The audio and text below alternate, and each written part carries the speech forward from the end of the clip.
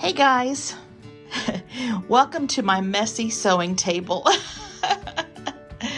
I am just getting some background fabric cut for all of my heart and house blocks, getting ready to start sewing up a bunch of them. I've been doing some videos on cornerstones, and there's some of the examples of the cornerstones that we're going to have.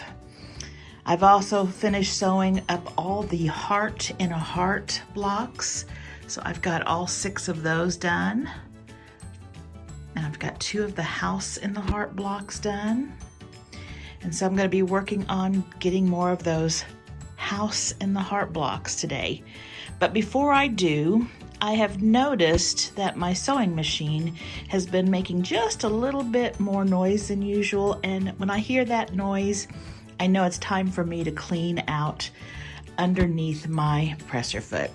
So I need to get some of my little tools and I need to clean out my machine there real quickly. And I'm going to bring you along because I know I have a lot of viewers who are new to sewing and it can be a little intimidating the first time you do it. So I'm going to bring you along and show you how I do it. And then I just received my Open Gate subscription box. So I'll clean off my table here after I get finished cutting, and I'll do a box opening for February's Open Gate subscription box. And I can't wait to see what's in it. So I hope you stick around.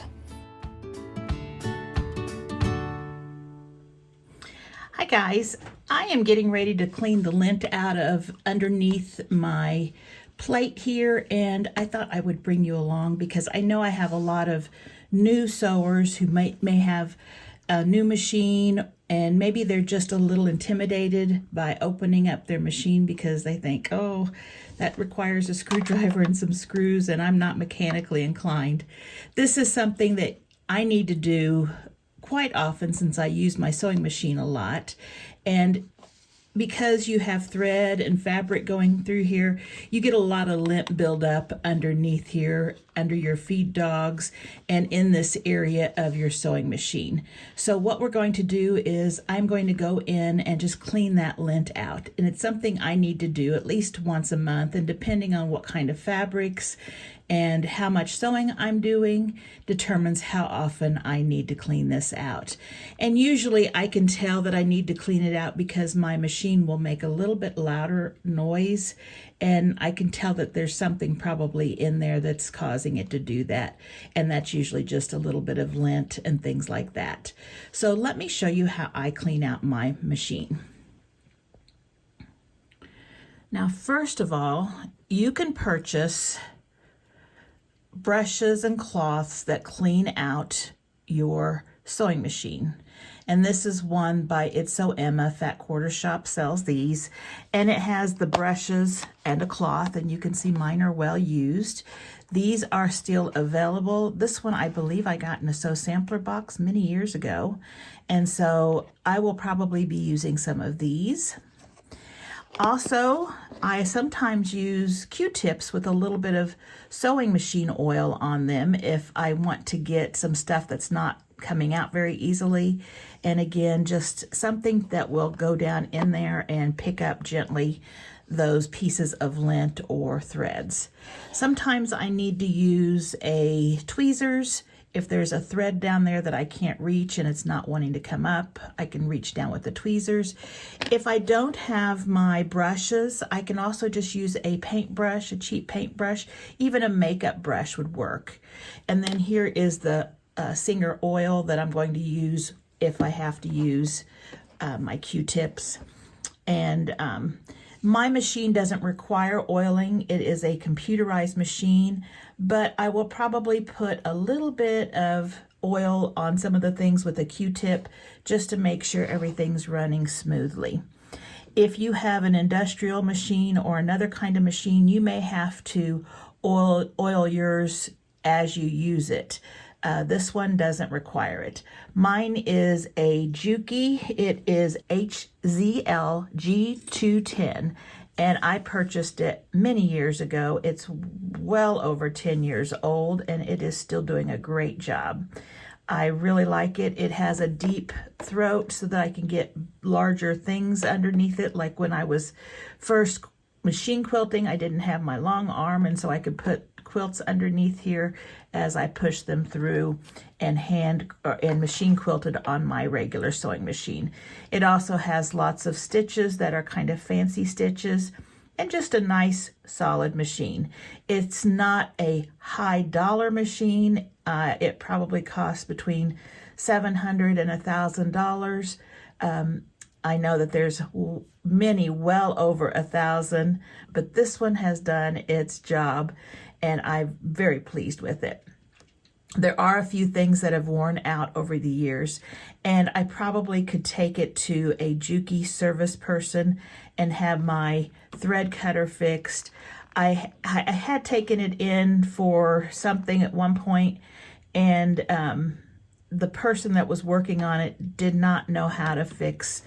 She tried to fix the thread cutter, but for some reason she couldn't get it to work, and she wasn't familiar. She usually worked on Berninas, and so she just did not have the background with Juki. So I'm sure it's something that could easily be fixed, but it's not working, and I really miss that feature on my sewing machine. But other than that, this one does a great job. So let's get to cleaning this machine up. So the first thing you do is, I'm just going to take, this is just my seam tape that I have on here, and I'm going to take that off, and I'm just going to take my lid off there, and we can just take that off. It's time for me to get a new piece of that tape. That wears out eventually. Then I'm going to go ahead and take my thread out. Now I would also advise you to go ahead and turn your machine off, just because you're going to be opening that up, and you don't want to be accidentally pushing a button and your finger get a needle through it. So I would unplug it or be sure it's turned off. I usually just turn it off, but the manufacturer probably asks you to unplug it. But this is good for me. You can take the foot off, and I'll go ahead and do that. And you can take the needle off. I am one who does this so often that I'm not going to take my needle off. But if you want to take your needle off, I recommend you do that.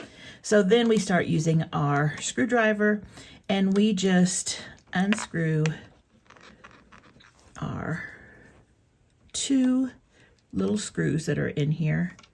And usually if I get it a little bit loose, I can undo it.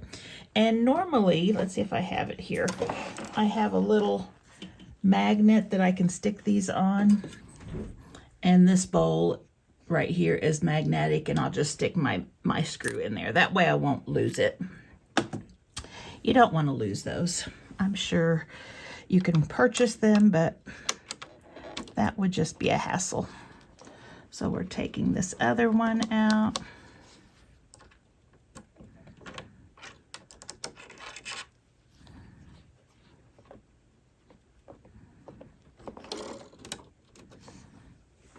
And once we have those 2 screws off, this plate will come up. And there you can see lots of little dust bunnies. And on the back of this, you can also see some dust. So I'll just clean this off first. So let me just grab a brush.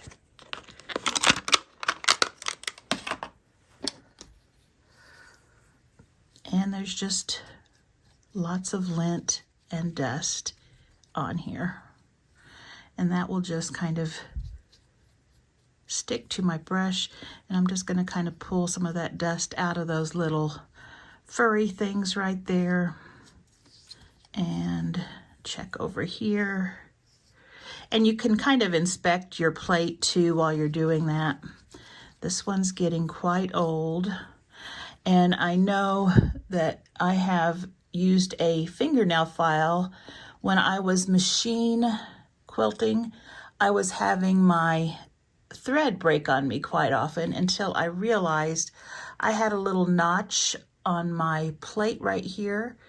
And so I just took a little fingernail file and just kind of made that smooth, and now it doesn't catch anymore. You can purchase new plates like this, but I fixed it, and so it works fine now.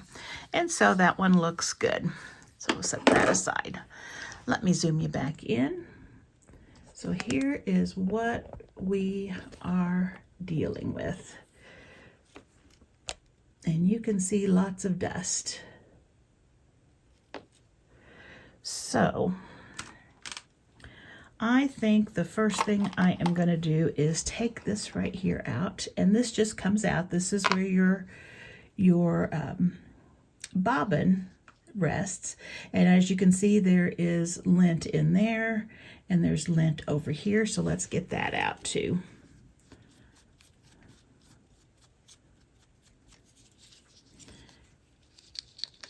And I could probably use a new one of these, just because my little gasket down there is coming off.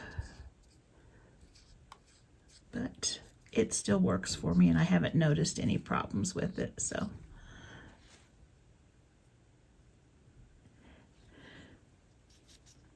and there's the gasket right there that's gotten loose, and so I've got to kind of be careful with it. So far it hasn't caused me any problems, but I need to be careful, and if it does, I can get a new one. And then I look over here and make sure there's no fuzz or anything in these little pieces right here. And I don't want to move those screws because that's my tension screws, but sometimes I get a little fuzz in there, and I just clean it out. Okay, so that looks clean. Okay. Now here's the big stuff, and I can just take some tweezers right here, and this is why my machine was kind of sounding noisy.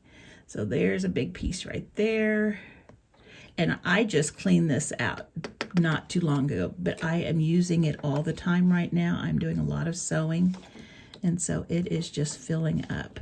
I've been doing quilting too with the batting, and sometimes that batting will cause a lot of lint buildup.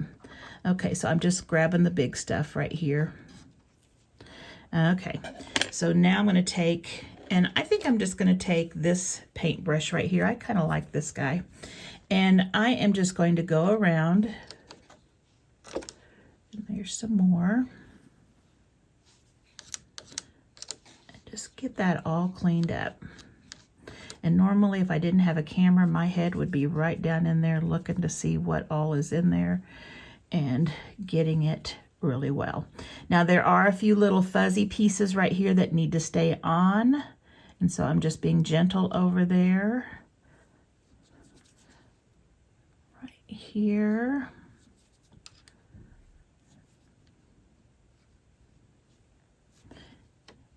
And sometimes I'll put just a little bit of, like I can do it right here.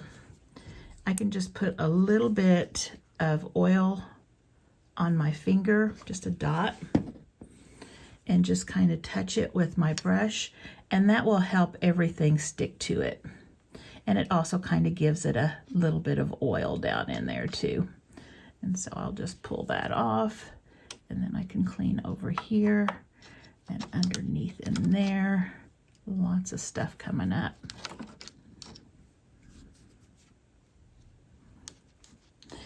Now, you probably don't want to use an air can and just blow it, because you're just going to blow it deeper in there. This is probably the best method. Now, when you take it to a place that works on machines, if you're just having it cleaned professionally and just tuned up, they can take like the bottom and stuff off, and they can get to everything. And you could do that too, but it's a lot of work. So I wouldn't push air in there.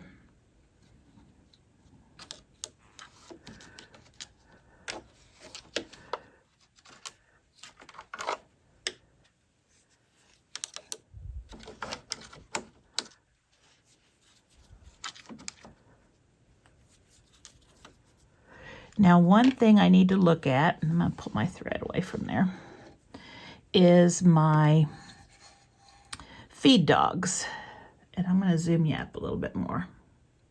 So can you see that lint in the feed dogs? I need to pull that out.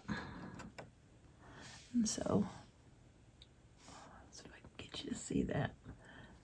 there is some lint that was between there. It builds up quite quickly.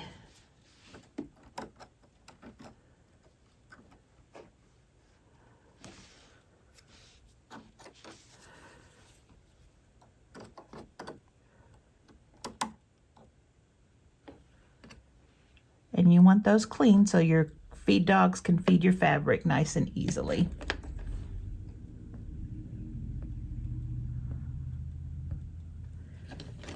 Okay,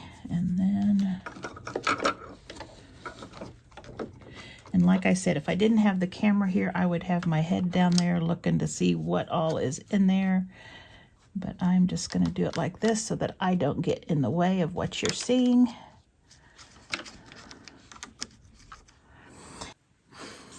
Now, one of our Sew Sampler boxes had this cute little vacuum cleaner in it, and it's not very expensive. And it has this attachment like this. And sometimes I can even pull this out, turn it on, and if there's anything that needs just to be vacuumed up, I can get that. It's just about the size that I need to get to it. Now here is, let me show you here.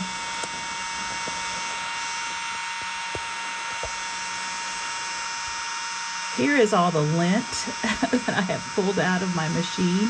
And as you can see, we have a lot there. And I can just pull this up with this vacuum too. It's kind of big. Make them a little smaller.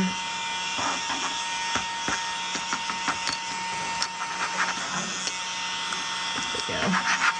And then this comes up and I can dust that.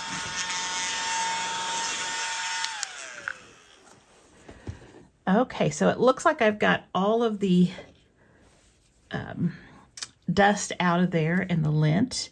So I'm just going to put a drop of oil on my Q-tip, and I want to clean this area up here and just get the lint off of it. And a lot of times there's lint or little dust bunnies hiding up in there. So just that little bit of oil kind of helps it. Plus it helps the lint stick to my Q-tip, and that is good. And then I can also put just a little bit of that oil, dust it around there. I can put just a little bit of that oil, just gently. There is not any, this is just a very lightly soaked Q-tip, and I am just kind of putting some of that oil around just that plastic, because that's going to be spinning, and we'll see if we can keep all of that running nice and smooth.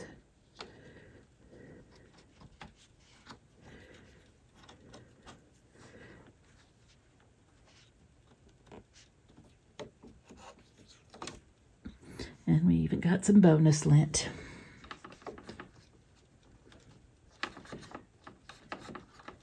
And I think there's more down there. There is.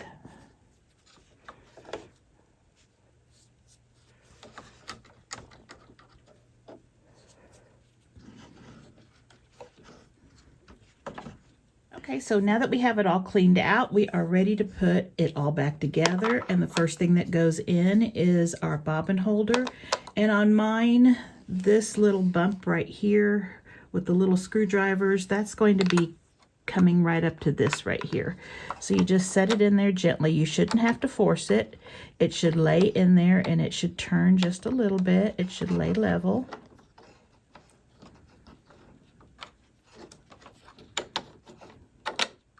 There we go, just like that.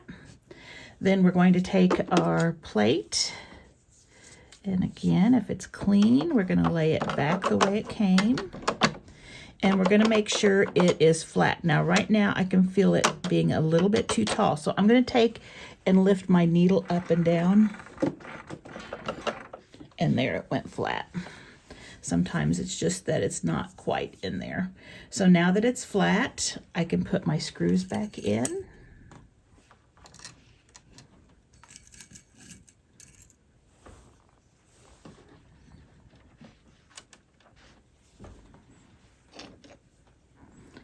tighten them up.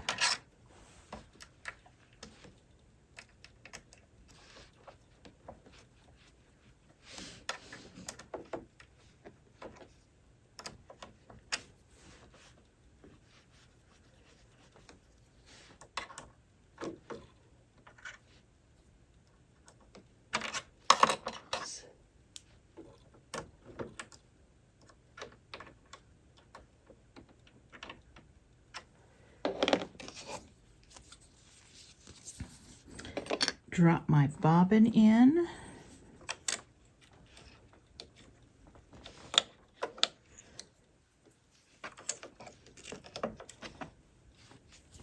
Put the cap on. Presser foot. Rethread my machine.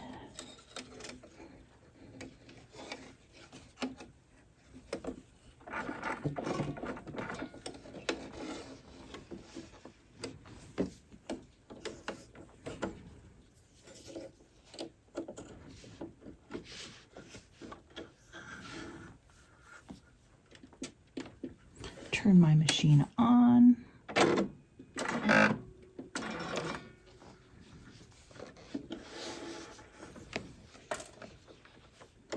Get another little dust bunny to pop up.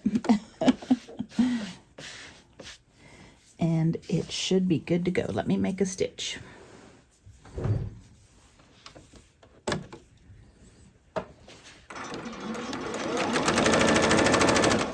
And it sounds better than what it was sounding. And my stitch looks good. All right, so there we have how to clean out the dust and the lint that builds up underneath your presser foot. Hey guys, this is Karen from Blue Rooster Farm, and today I am getting ready to open up my Open Gate Quilts subscription box.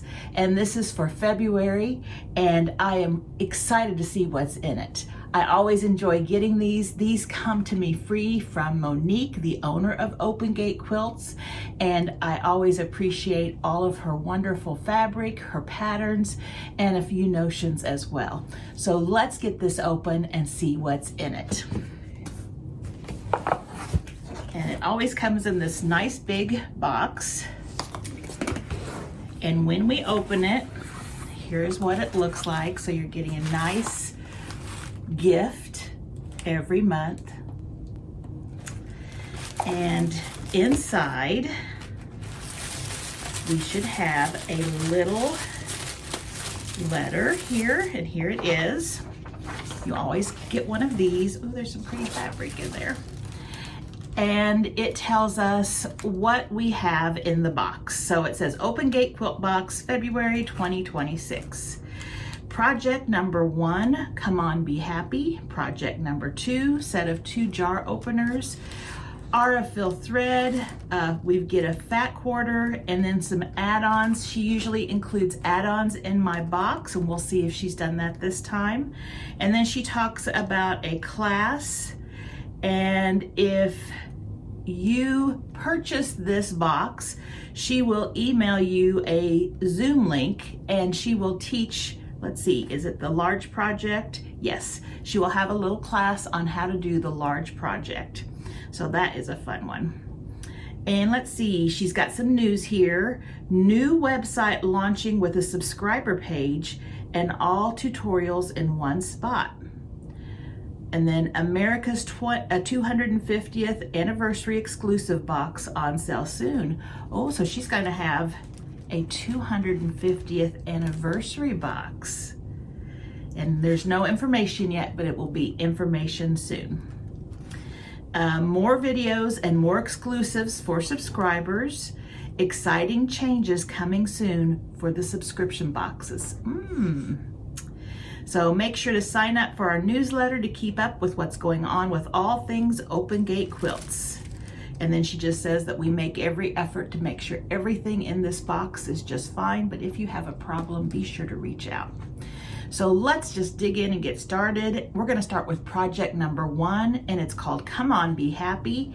And it says, features Simply Charming by the Henry Glass Fabrics. Includes fabric for the top and binding, as well as full color pattern and picture. So project number 1, and here it is. And she's always got them labeled really nicely. And so it says, come on, be happy. It's 22.5 by 25 inches. And the pattern, oh, this is so, so cute. Look at that. Oh, I love it. I love birds. So, so cute. Let's open it up and see this pretty fabric. This will be perfect for spring.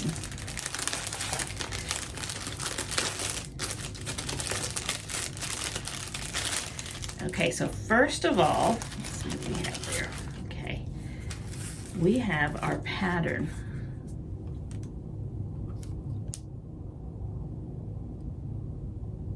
And this looks like it's all pieced.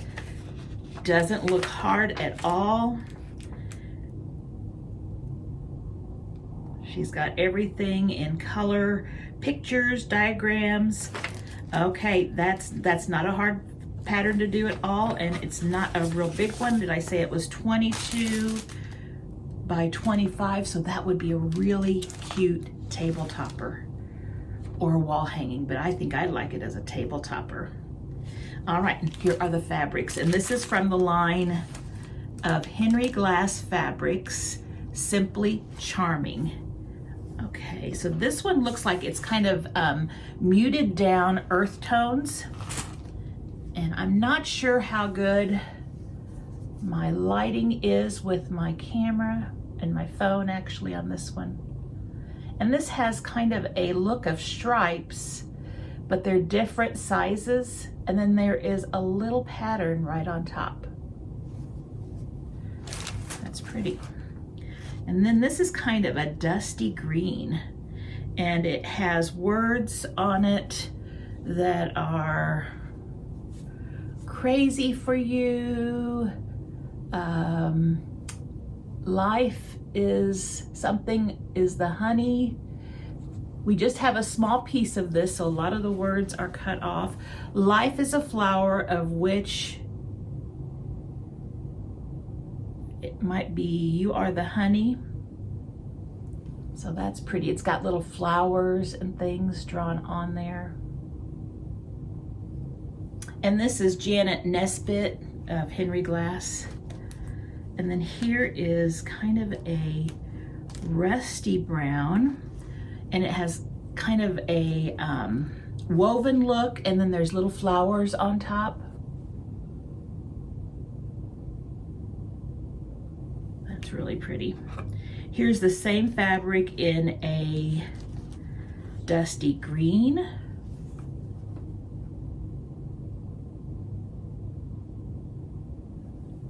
And then here, this must be the background, and it is a really cute cream with little berries or flowers that are blue and little light tan stems. And I'll put a picture right here so that you can see the whole collection, if I can find it. So that is really, really pretty. And she gives you just the right amount for the project. It's not certain cuts or anything. It's just the cuts that you need to make this project. Oh, that little block is gonna be a fun one. Wonder what size that block is. Let's see. That block may be a 6-inch tall.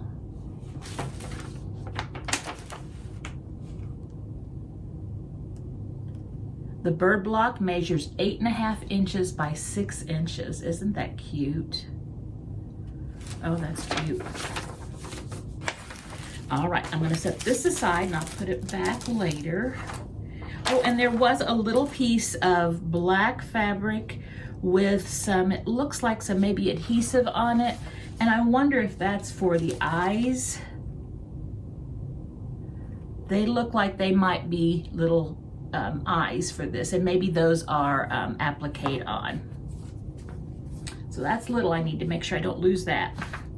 All right, let's move on to project number 2. It is a set of 2 jar openers. It includes fabric for jar openers and grips plus full color pattern. So that would be right here. Yes, set of 2 6-inch jar openers. And these are 6-inch square jar openers. And I'm going to show you if I can find how to open. There we go. She's got really nice packaging. She does a really good job of packaging this. And these you can put back together and seal them also, so that makes it nice. So here is what this project is. It is a jar opener, and it's got this grippy fabric right here. And we get 2 of these. And you get the fabric for the backing and the binding. And it's this pretty orange colored fabric right here. Very pretty. So that will be a fun, easy project. It would make great little gifts, especially like if you're doing my dish mats of the month or the tea towels of the month. You can make coordinating jar openers. Wouldn't that be fun? All right, so that was project number 2, and that is really cute. All right, and then she always includes Aurifil thread, and she had started including 2 of them in her boxes. So we have a really pretty, boy, it's like a baby blue. It's called bluish green. It's like a baby blue. I don't have that color yet, so that is a good one. And I'm sorry my lighting is kind of glaring on that paper. And then we have a cream. And cream is always a great one to use. So those are always very useful. I'm getting a nice collection of Aurifil thread. All right, then we have our fat quarter, and it is In the Garden by Moda Fabrics. So it is this one right here, and this is really pretty, really springy. And I forgot who made this, but it is a really springy, it's kind of an orange sherbet color with pretty, pretty flowers. Beautiful. That will go with a lot of my different fabrics. And so that is what is in the basic box. And the basic box costs $47. And if you just want that, that is what you're going to get. Now you can do a couple of add-ons. One of the add-ons is a fat quarter stash buster, and it is $15 a month. And it is this right here. It looks like we have 4 fat quarters and a pattern. And this month's fabrics are light pink, orange, and green by Henry Glass Fabrics. And the fat quarter pattern this month is called TV Time. And it includes everything you need to make this 19.5 inch by 26 inch quilt, except for the backing. Okay, so here is what we have. Let's look at the fat quarters first, and then I'll show you the pattern.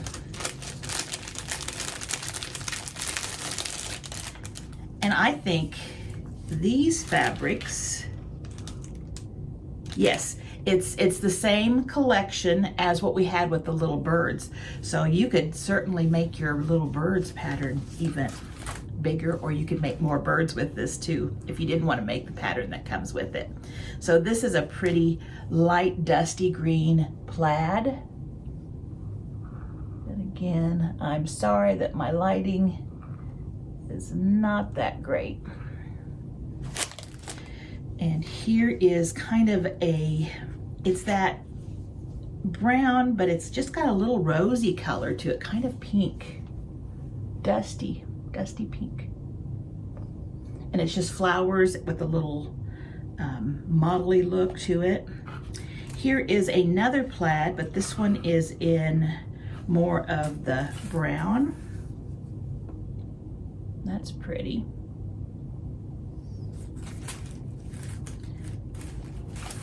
And then we have this light fabric, and do we have something like it? No, I don't think we have anything like it yet.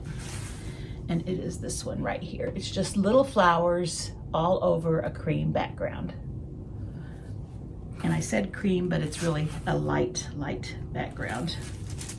So that is our 4 fat quarters, and here is the pattern that goes with it. And it's apparently everything you need for the top is right here. And it is called TV Time. It's 19.5 by 26 inches. So again, that would be a great table topper, a wall hanging, any of those things. You could make it more rectangular if you wanted a longer one by making it, instead of 3 by 4, you could make it 2 by 6, and that would be a long runner. Very cute. So she has she keeps busy making these patterns, I know. Some really cute ideas, things that you don't normally see. So there is the add-on. Again, that would be $15 more if you'd like to have the 4 extra fat quarters and pattern. Then we have another add-on. If you would like to have the backing for the project number 1, which is the main project, the bird project, you can order it. And this is $14 a month. And I don't think it doesn't say which one it is, but it's one of the prints that we just had in the, it's a print that we also had in that bird table topper wall hanging. And so there it is. That's that same one. It will pull it into just fine. And does it say how much we have for the backing? It doesn't say, but it is enough to do the backing. So that is really nice. Again, $14 additional for the backing. So in this box, we had the bird project, the bird Come On Be Happy, project number 1. We had the 2 jar openers, project number 2. We had Aurifil thread, 2 spools, 1 fat quarter, and then we also, she sent with mine 4 fat quarters and a pattern, and the backing, which is the backing for project number 1. So tell me what you think of this box. I really like it. I always like her boxes. They're the kind of projects you can just open up and start. You don't have to get any other things. You can always find something in this box that's ready to be made and can be made right then and there. And also she does a great job of picking current and beautiful fabrics, and the Aurifil thread is always a super nice thing to have. So I hope you enjoyed this box opening, and I want to thank Monique for sharing this with me. I really enjoy it. Thanks so much, and I hope everyone has a great week, and I hope to see you back here soon. Bye-bye.